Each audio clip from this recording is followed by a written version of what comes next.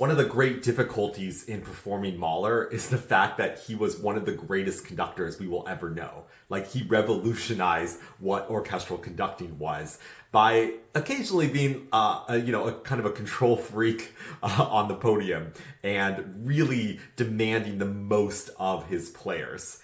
And in fact, what happens through his compositions is it's almost like you're getting a conducting lesson. Because as a conductor of one of Mahler's symphonies, the score is littered with all kinds of directions for what the conductor needs to do. And particularly, it's very daunting because Mahler is not a very supportive coach. So he's not giving you hints about things like, play this, in this character, or, play this beautifully and slowly, or whatever. He's often in the negative. He's often giving us directions like, don't rush, don't slow down, don't play this too loudly.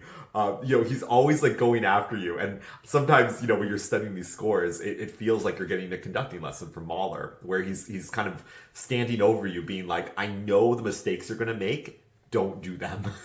So there is kind of that process you have to go through when you're studying a Mahler score, because ultimately, of course, you have to transcend that and be able to just give a performance that captures, the amazing music and all of its challenges and its gorgeous climaxes and its, incredibly tragic low points.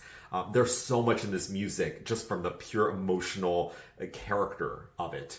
And you have to kind of transcend Mahler kind of poking at you constantly throughout the piece, through the score. So it's really a remarkable feat. He just knew so much and understood so much and wanted to control so much that he asks for everything he can possibly get from both the conductor and, of course, every single musician on stage.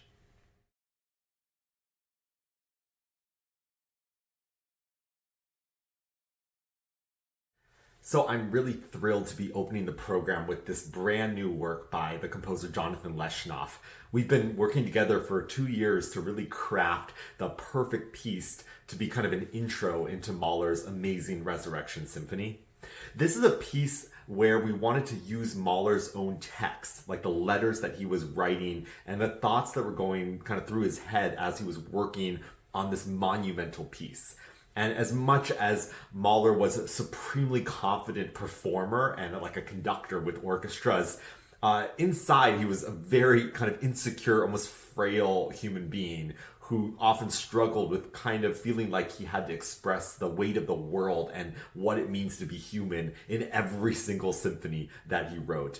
And we get to feel that struggle through Jonathan's new piece, through all the text, the questions that Mahler is pondering as he's trying to put together this incredible symphony. And our hope is that the audience will have a chance to appreciate, Mahler the human being, because it's so easy to think about Mahler as this kind of musical god compared to us mere mortals. But in fact, Mahler was a composer for humankind. He was a composer that wanted to capture what it means to be human in music. And I think this piece will set that up really wonderfully for us to really dig into what Mahler is saying, not only through these letters we'll hear at the beginning, but then the text that Mahler himself wrote for the end of the Resurrection Symphony.